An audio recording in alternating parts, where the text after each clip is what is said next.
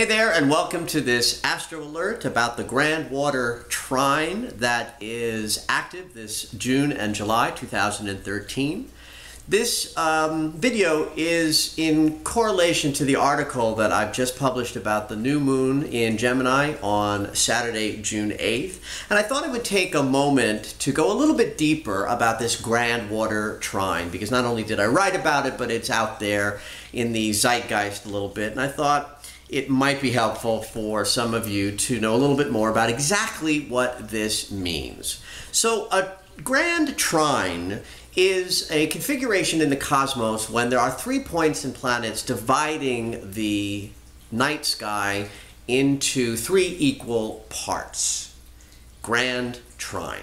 Now, this is a Grand Water Trine because the planets in question happen to be in water signs. And water is the element of fluidity, the element of emotions, the element that connects to the divine feminine and the healing processes that we go through as human beings that impact our emotional experience. And so a Grand Water Trine is going to be very emotional in nature. And the energy around any trine, a triangular relationship, a 120-degree relationship between points, is very harmonious. It implies flow. I sometimes refer to a trine as like the hot water and the cold water all on full blast, and so what you get is this big, heavy flow of beautiful, yummy, warm water. That's the nature of a trine. The 2 major planets that are anchoring this Grand Trine are Neptune in Pisces and Saturn in Scorpio.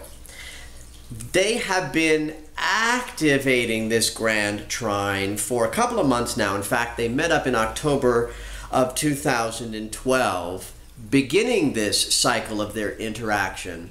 And by retrograde motion, they're going to do it again on the 11th of June and then again at the end of July. And these are the 3 Grand Trine moments that make up this cycle. But 2 of them are happening right now, and that makes this sort of time pretty prominent with this energy. So it is definitely a good time to understand it a little more deeply. And of course, all of the fast-moving planets over the next couple of weeks and months are going to swipe into Cancer, which is also a water sign, and it's all of those planets hitting the 5 degree of Cancer point that make this a Grand Trine. That's the 3rd element of the triangle that makes it this big configuration that we're all going to feel in a pretty powerful way.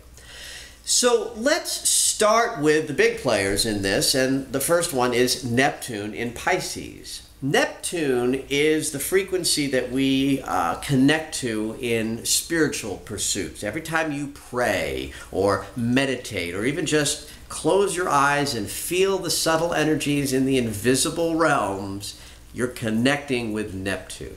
And Pisces is the archetype of the undercurrent, the collective consciousness, the ways in which we're all connected to each other. You know, Pisces is sort of like the ocean, the fish that swim in the ocean, in fact, are the character of the archetype of Pisces. So Neptune in Pisces implies that this period of time on our planet is one in which it is very possible to achieve very high heights in spiritual realms.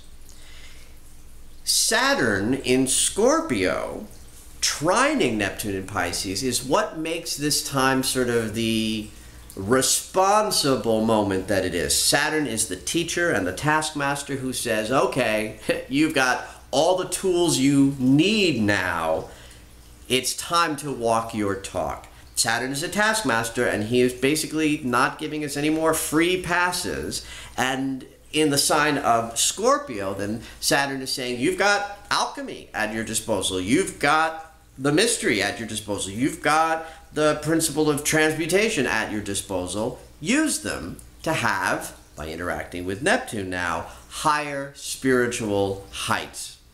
Right? So that's the anchoring of this trine. And this, again, started in October. It hits again this month in June, one more time in July. And this sort of scenario between these 2 points creates the lay of the land that makes this a very fertile time for going deep and higher in spiritual consciousness. Now, the yummy part of this grand trine is all of the fast-moving planets coming into Cancer. And Cancer, the water sign, with Pisces, the water sign, and Scorpio, the water sign, is what makes up the Grand Water Trine. What's possible in this moment, and this is what was in the article, and I'll just cover it for a moment here, is that emotional issues are going to well up. And what's the opportunity there? Well, we can heal when we are made aware of where our emotional woundedness is still inhibiting us. And this allows us, as we heal these deep, old, generational or childhood wounds, allows us to access our heart's intelligence more profoundly than ever before. And that's the opportunity that's up for you in this month and next month. Fortunately, the first planet that activated this Grand Trine was last week with Mercury. Mercury rules the mind and the intellect. And we like the fact that Mercury led off because Mercury can bring clarity. And Mercury activating this Grand Water Trine should have given you, in this last week or so, this first week in June, some awareness of exactly what emotional issues are up for you to be healed. So take a look at what came up for you in the first week in June, and I think you'll find some of your answers there about what's on tap for you to go deeper and process and heal. The next sort of big activator of this trine is directly connected to the new moon on Saturday, because just before it, on the 7th, on Friday the 7th, which may be the day that you're seeing this video, Venus moves into 5 degrees of Cancer, creating a really heartfelt sense of this Grand Water Trine and expanding what's possible on the inner realms, and setting us up, in fact, to take this new moon energy and utilize it to heal wounds. And you know what? If you don't know what wounds need to be healed for you and Mercury didn't give you the clarity that you were hoping for, use the new moon energy to find out. Sit down and do some writing around what needs to be healed, what's next, what's an emotional issue that's getting in my way, and you will find the clarity you need. In fact, I would say that Venus's presence in this Grand Water Trine will guarantee it if you take advantage of it over this coming weekend. This energy will continue into late June and July. We've got the sun hitting this point on June 26th, and that's going to bring a good sense of the light of life. The consciousness sort of mechanism catches up around the end of June, bringing about a real sort of activation of what's possible and bringing it to the light of day. And then, of course, it all rounds out at the end of July, around the 21st, with Jupiter, the abundance and prosperity planet, moving into these early degrees of Cancer, making the lay of the land even more expansive than ever before.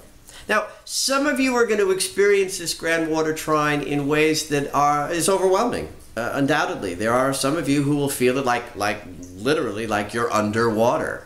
And that can be a little uncomfortable. Some of you will feel it as the best time you've had in months because the chaos of transformation and change has sort of gotten a little more fluid and a little more flexible. There is no pat answer to how to heal your own emotional wounds because everybody's different, everybody's at a different level of this process, and therefore you are going to have to take the reins and say to yourself and your higher self and any of the outside help that's around you, what needs to be healed and how can I heal it? Know this, that during the month of June and July, anything that you pick up as a tool for your own emotional healing is going to have a lot of power behind it with this Grand Water Trine. So I urge you to do anything and everything that you absolutely need to do to have a deep and profound emotional healing so that you can go forward, guided by, through, and as your magnificent heart on this journey. Thank you very much.